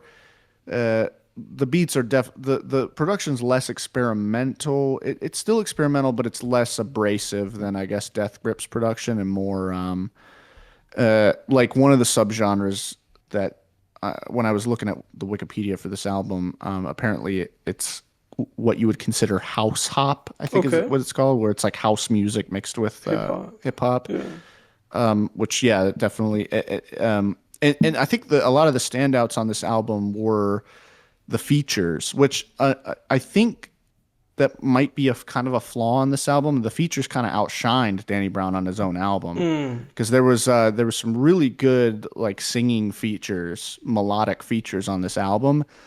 And then when he would start rapping, I was kind of like, can we go back to the singing? Actually, like you know what I like he mean? would bring It this, just he would bring outshined it him. down. That's interesting. Yeah, yeah. Uh, Like there's some really amazing features, just singing features that just outshined him. He mhm. wasn't bad. It just by comparison, like when the singing stops and it goes into Danny's verse, it's like, all right, this is by comparison, just kind of feels bland, Yeah, you know. So it seemed like the production and the features sort of overshadowed him on his own album, okay, you know. It's like, yeah, like that's just kind of how I felt. But it was enjoyable, especially the first half. On the back half, I started getting a little bored. yeah, But my favorites off of this one are, uh, S- yeah, Starburst is pretty cool. That was like the single from this album, hmm, and that actually, that's one where he's not really overshadowed. There's no feature, no, there's no feature and the listed. production. Yeah, and he works really the production. He harmonizes well with the production on that song, I think. And then Green Light and What You See are probably my favorite tracks off this album. Okay, What You See, I would with bet so Padeka. much money that was meant for Kanye. Huh. Ooh, It now I'm very sound, dude, fascinated. I literally thought that was Kanye. Huh. Like, it was like an 808 Heartbreak Kanye Yeah. or just auto tune Kanye. Yeah, that piques my It sounds interest. exactly like him. He probably wanted Kanye to do that one, but Yeah, because of who Kanye is now, unfortunately, unfortunately. probably didn't. He blackballed himself. Yeah. But still sounds like it could be him. Yeah. But yeah, so those are my thoughts on Stardust. Interesting new direction, Mr. Daniel Brown. Pretty cool. Excited to hear what you do next. And then I listened to Jason Martin's, formerly known as the rapper Problem, his new album, A Hit Dog Gonna Holla. I Hey, didn't really what? like it. I thought Hit Dog Gonna Holla. Okay. A hit dog gonna holler, basically. Okay, got it. Yeah. You would think by that cover, it's a very. He's first of all, he's a West Coast rapper, and I feel like something about that cover strikes me as very West Coast Yeah, because I think it's an homage to a Snoop Dogg album cover. It's just probably. like a blue It's pretty dog cool. on Pretty there. cool little cover. Very minimalist. Yeah, but it doesn't, there's really no G-funk sounds that I could really detect on this album. It's more boom bap or just jazz kind of hip hop. Hmm. But it just, the production I thought was really bland. I thought Jason Martin's rapping was good and some of his lyrics were insightful and decent, but yeah, I didn't really care for this one. Like the production was kind of bland. And like most of these underground rappers, he already has a new project out so I'm still, even though I listened to what I thought was his new You're project, not caught up. Yeah. I'm still one behind. Yeah. Yeah, but yeah. And then um yeah, and then today I listened to I actually forgot to write it down, but I listened to a Boldy James album. Um what was it called? Sorry everybody. I got to pull it up now. Boldy Boldy James. I think I've James. listened to one Boldy James album before. Let me see. Which one was it that I I listened to? I really like his album with he has two albums with The Alchemist. I really I've love listened Bo to Bo Jackson. Jackson. Yeah, Bo Jackson's great. And I listened to Yeah, it's Super great. Tecmo Bo and Killing Nothing. I've listened to those three Boldy James albums. Which one did you listen to? Interesting. Yeah, so the one I listened to today was what's generally ranked as his best, called Manger on McNichols. Hmm. Um, Haven't listened to that. this one might grow on me. I didn't actually finish it. I listened to like half of it, but I didn't really. I think I just maybe was expecting something a little bit harder, but it's more.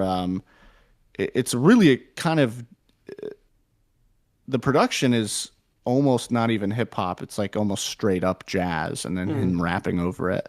So it's pretty avant garde. Okay. So maybe it'll grow on me. I did like the song "Welcome to '76." I liked that one quite a bit. But I gotta kind of finish this one, maybe re-listen to a couple tracks and see what I think. Yeah, this But guy's. yeah, man, like, Go ahead. oh, I was just gonna say, yeah, I totally agree with you. Like, Bo Jackson is fantastic. Yes. I listen to songs from that album like every day, Yes, that's a probably. great album. But I was gonna say that sometimes guys like Baldy James are just kind of hit and miss, you know? Yeah, Like I listened to Bo Jackson and I listened to a couple more after that of his albums, and the other ones I listened to, I was like, not for me, I don't like them, you know? So yeah. it's interesting, but that's why that I feel like when I listen to Mike and I talked about Mike here, I feel like Mike is another one of those guys where it's like Hmm. he might have an album where you're like, oh, that's cool, you know, and then he might just lose you every single time after that. These guys are hit or miss, man. Yeah, yeah, I agree with that. Um, yeah, I really, I mean, okay. I'm like bouncing between three thoughts here. Go ahead, Hang on. pick Let me one. let my brain unshit itself. Yeah. Um, dude, I swear to God, to this day, I can still barely tell the difference between Boldy James, Larry June, and Jay Worthy. Yeah, I don't Dude, blame I you. can't. Their voices are the I don't same. blame you. They have the same voice. Like I think like Boldy James, his voice is like a little deeper, maybe, and he's got kind of a drawl, but not always. Like if it's two or more of them on the same song, I'm like, dude, I have no idea which one it is. Yeah, I have no fucking clue. yeah. All three of them sound the fucking same, They're an dude. acquired taste, dude. You have to listen to them a lot to be able to differentiate them. Yeah, I still can't. And I've been enjoying the hell out of all three of them. Like Larry June, his I've been re-listening to a little bit of his album with Two Chains and The Alchemist, called Life is Beautiful. There's some really good stuff off of that one. My favorite one right now that I got on loop quite a bit is do do do where is it? Um for some reason it's not Jean, I think it's Jean Prave is how you pronounce it. Mm. That's a really solid track.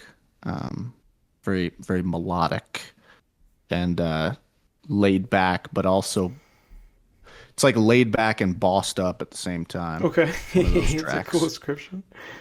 Yeah, like Mm. you could just imagine someone. The image when you hear it is just someone, some rich guy kicking back in a very luxurious, penthouse. Yeah.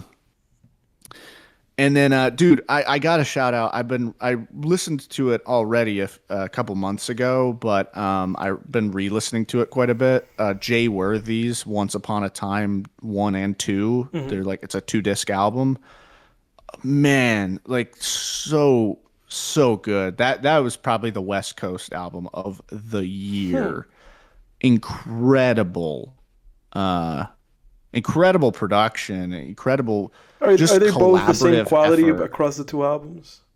Yeah, I think so. They're incredible.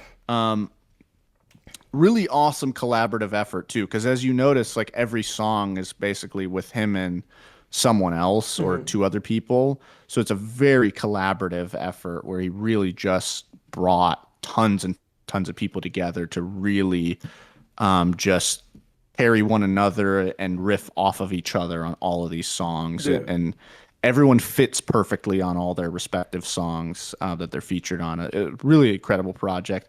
But the two songs that I'm hooked on, so off of the disc 1, I love 2 Ps. Just a beautiful, beautiful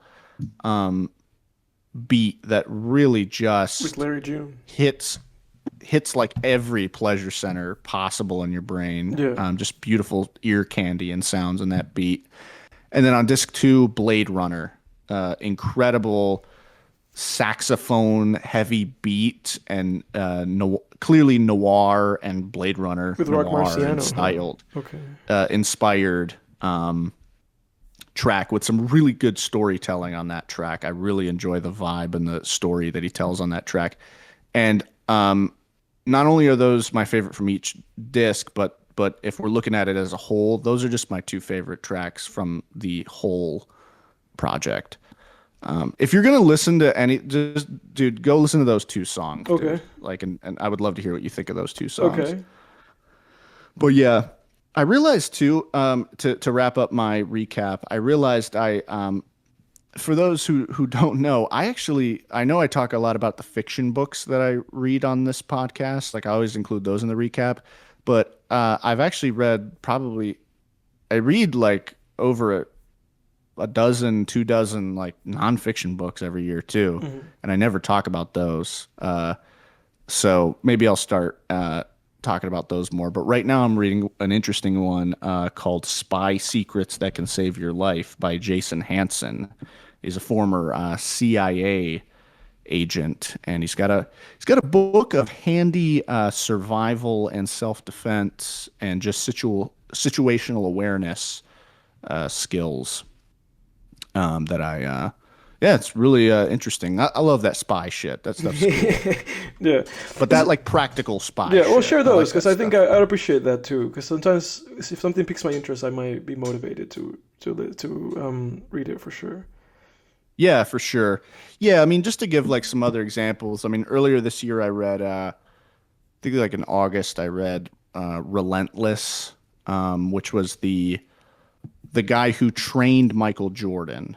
It was his book about the mindset of people like Michael Jordan and Tiger Woods, and what kind of mindset people who perform at that level have. Mm-hmm. And each chapter goes into like a different aspect of that mindset. Yeah. Very fascinating. And yeah, so that was a great book. 48 Laws of Power. I read that book probably once a year. I read that earlier in the year, but too many to go into, obviously. But those are just a couple examples of nonfiction books. So you've been reading. I enjoy reading a lot of that stuff. Very I cool. like to pick up a good like. I usually listen to them on audio, like while I'm working or doing chores or whatnot. But yeah, I enjoy like popular psychology and popular science books a lot too. So, expand your mind. Yes, sir. All right. Is that all you have? That's it for me. Okay. Yeah, that's it. I'll be very brief because I've only been listening to Nick Cave. You know who Nick Cave is? Oh, I think so. Dude, I totally forgot you still had to go. I was like, still for some reason, I was thinking like you had already gone. No. I fucking droned, man. I told you at the beginning. I was like, "You go first. I'm very good," because I only have a Yeah, few things to really say. yeah, Um, but yeah, take your time, dude. Nick Cave. I feel like I've heard of that person. yes, well, if anything, I know movies that you've seen where his music has been featured. But primarily his music with the Bad Seeds. So it's like Nick Cave and the Bad Seeds. So I've been listening to him. Specifically, I listened to his album Boatman's Call. And Nick Cave, I think, is usually the general genre that he's working with is just rock. But then there's like a little bit of variation here and there to the sound specifically. But I listened to his album Boatman's Call. And I would say that album is mainly, I would say it's like rock ballads. So like piano rock songs, like and songwriter songs, definitely in this album. And specifically like songs dealing with, I would say more so kind of like his relationship with, I guess like you could say faith or religion and his relationship with just like the woman in his life. Perfect album. Like this is like one of my like just 10 out of 10 perfect. Like I have no issues with this album. I think it's beautiful. I guess like a highlight for this album for me would be let me see, Far From Me. It's a great song. There is a Kingdom that was featured in the Snyder Cut of the Justice League. Like that scene where Aquaman is like jumping into the sea where he goes into like a bar. That features that song There Is a Kingdom from this album. And also the song Into My Arms. I love those songs. So yeah, just fully recommend it. If you love just like piano rock ballads, just slow ballads with a man with a very deep baritone voice, I would recommend The Boatman's Call, Nick Cave. Just Then added that to my library. yeah, go ahead. I recommend it, dude. Then I listened to Abattoir Blues, his 2004 album. I do not recommend this one. Because in this one, he just completely changes up the sound and it becomes more like a blues-y form of rock that I didn't think it worked. It didn't work for me anyway, and I did not appreciate it. And funnily enough, there's not a single song in this album that I actually even liked. I had a very negative experience with this album, and it's humongous. A word that keeps recurring.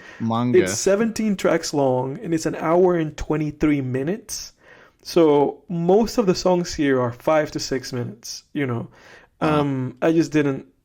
I didn't like this album. I liked "Oh Children," like the very last song, which funnily enough is featured in Harry Potter and the Deathly Hallows Part 1, I think. But yeah, just I don't know. Sometimes like artists have an album, funnily enough, like I was mentioning before with Boldy James, where you love that one album, and then you listen to like an album after that, and you're like, oh shit, this guy lost the plot. Like this isn't now working. Abattoir Blues didn't work for me. And then I listened to his follow-up to, or not rather his follow-up to Abattoir Blues, but his follow-up to The Boatman's Call, thinking that if I went to the album that was directly after, because Abattoir Blues is like it's 2004, so I think there's like 3 albums after The Boatman's Call to Abattoir Blues. But I listened to Tender Prey, which is the album that he released immediately after The Boatman's Call. And man, Tender Prey is not good. Tender Prey suffers the same issues. It just feels more like bombastic piano rock and not like melodious or like soothing in any way. Like Tender Prey feels like the entire album feels like if you had a drunk man, in this case Nick Cave, if you just had like a drunk musician and you sat him at a piano at a bar and you were like, record an album now, that you were drunk, like just drunked off your mind at a bar. That's what this album is. And if that sounds cool or interesting to you, by all means, go ahead and listen to this album. It didn't work for me. And again, it's one of those situations where the very last song, called New Morning, was the only one where I was like, this works. It's the one song where he's like, yeah, he sounds like a drunk guy at a bar, and there's parts in the songs in this album and in this last song also, New Morning, where there's like sing along, like there's other voices. Again, it has to be that his idea had to be like, I'm a drunk guy at a bar at midnight, and I'm just singing, and sometimes people join in. The very last song is the one song, and maybe it's because I had listened to the whole album by that point, and my brain was like, this is just what it is. But the last song was the one song where it worked. Otherwise, it just didn't work. So I do not recommend Tender Prey, and I do not recommend Abattoir Blues, unless what I just said to you sounds appealing. I wholeheartedly recommend the Boatman's Call, though. I honestly think someone on that beach vacation I mentioned that I went on a few months ago, Yeah. I'm pretty sure they played something from that Tender Prey. Tender Prey. Because that description sounds like they played something one night where we were all just kind of hanging out drinking, where I'm it waking sounded like a something up dude inside of you. playing piano and just singing It might have been. incredibly drunkenly. I been. think it might have been from this album. And it's interesting because another thought that I had exiting Tender Prey and exiting Abattoir Blues was that somehow the unlistenability of those songs, because there's also very theatrical, like the movie also, the songs almost sound like he's also doing this in front of a crowd of people in a theater. Like this is like a play, and I also don't like that at all in music. When music has even a resemblance of theatricality, like it's being performed for a crowd, it really like, that artifice. That's why I don't like Queen. Yeah. You get exactly what I'm trying to say. That artifice, that oh, this is like a theater thing that I'm putting into music. It just completely loses me. And those Mamma Mia, Mamma Mia. Dude, exactly. And those two albums, Abattoir Blues and Tender Prey, both suffer from that. Relentlessly, they suffer from that. But the thought that I had listening to them was, I thought, before I play any music from either of those two albums in a car with people, I would rather play Death Grips, because I think that would be a more enjoyable experience for them. Oh, yeah. That was the thought that I had. So, yeah, from a 10 out of 10 album to like two just, I would not listen to this again albums. Very interesting. I'm going to keep listening to him though, because there's an album that he made in the 2010s called Skeleton Tree that I adore. So I'm kind of building my way up to that, and then maybe I'll call it quits after that and move on to Nick Drake from Nick Cave. Oh, yeah. That's funny enough. For a second, that's who I thought you were talking about. But then I was like, no, that's not his name. No, there's a Nick Cave. There's a Nick Cave and a Nick Drake, and I'm going into Nick Drake next. Yeah. But Nick that Drake. is.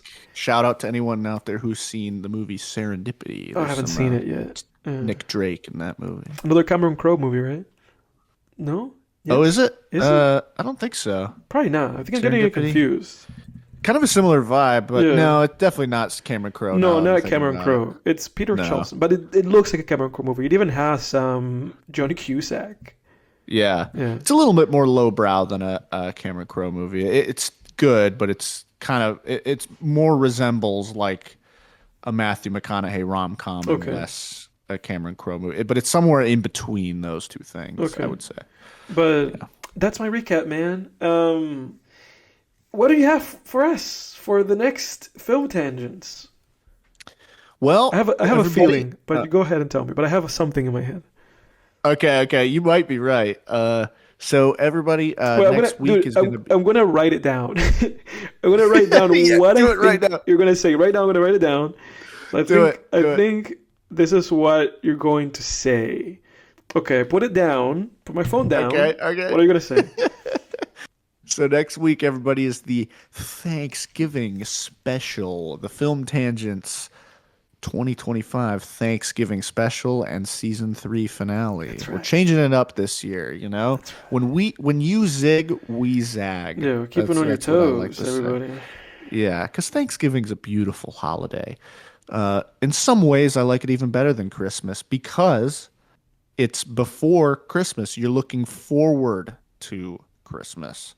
I think that's why Halloween is one of the best holidays, because when it's over, not only is that season great, but also that like, well, we got Thanksgiving and Christmas time coming up. So, but then like when Christmas is over, you're just like, ugh, It's over.